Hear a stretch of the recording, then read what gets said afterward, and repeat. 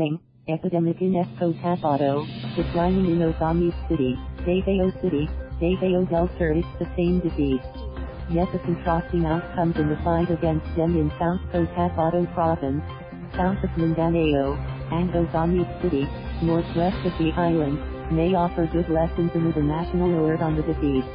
On Friday, a state of calamity was declared in South Cotabato due to the steep 149% hike in the number of dengue cases, which already claimed 21 lives in the province this year.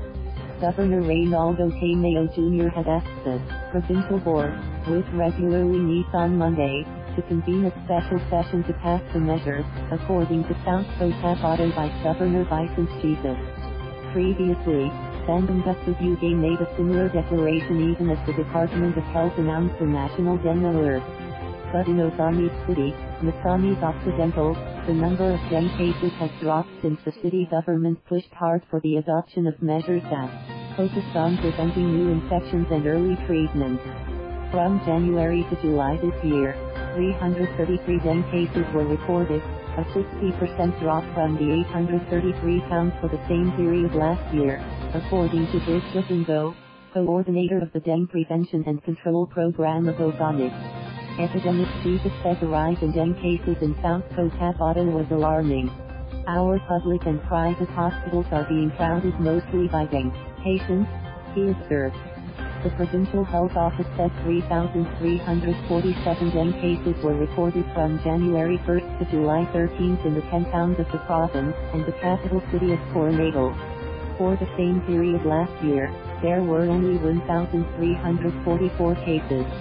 This means a steep 149% increase, which is already above the epidemic threshold, according to the Provincial Health Office. Following is a breakdown of the cases in South Cotabato. Tamayo noted that a state of calamity has been declared in Surallah, Tantangan and Norala towns last week due to the dengue outbreak. A state of emergency was being mulled in Banga and Sto, Niño towns due to the growing count of dengue cases. Friday's declaration would make the South Cotabato's Calamity Fund available to address the dengue menace, said Jesus. No more deaths apart from a radical decline in dengue cases in Ozamiz. There were also no more deaths recorded, said Go. Last year, 13 patients died, many of them schoolchildren. So credited the drop in the number of cases for the zero deaths. Another factor that prevented dengue deaths was the drive for early detection and treatment.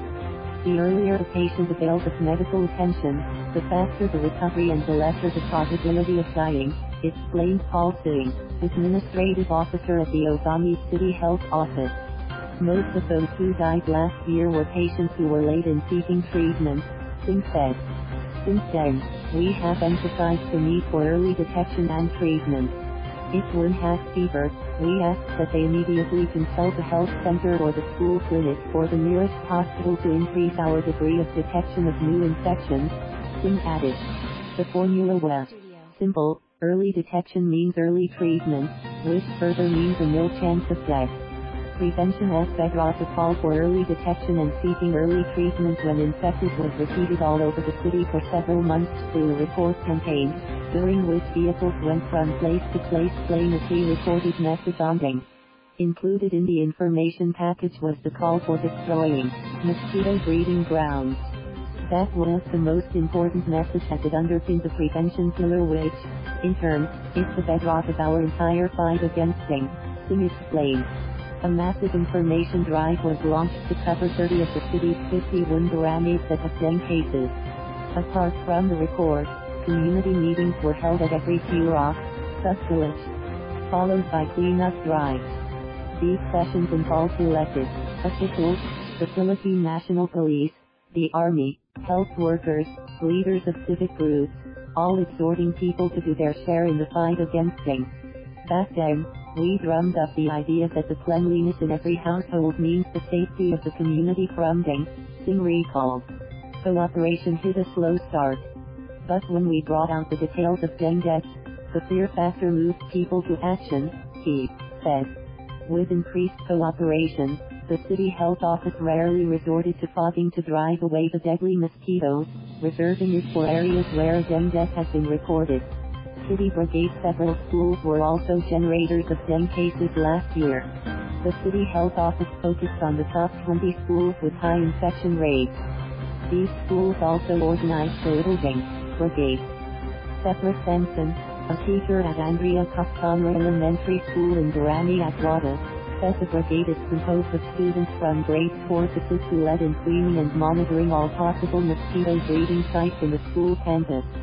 They hopped from one classroom to another to check on all water containers, Benson added. Durani Aguada, including its elementary school, used to be a dengue hotspot last year. Today, not one among its more than 500 students was infected with dengue. /ATM. Thank you for watching. Please subscribe.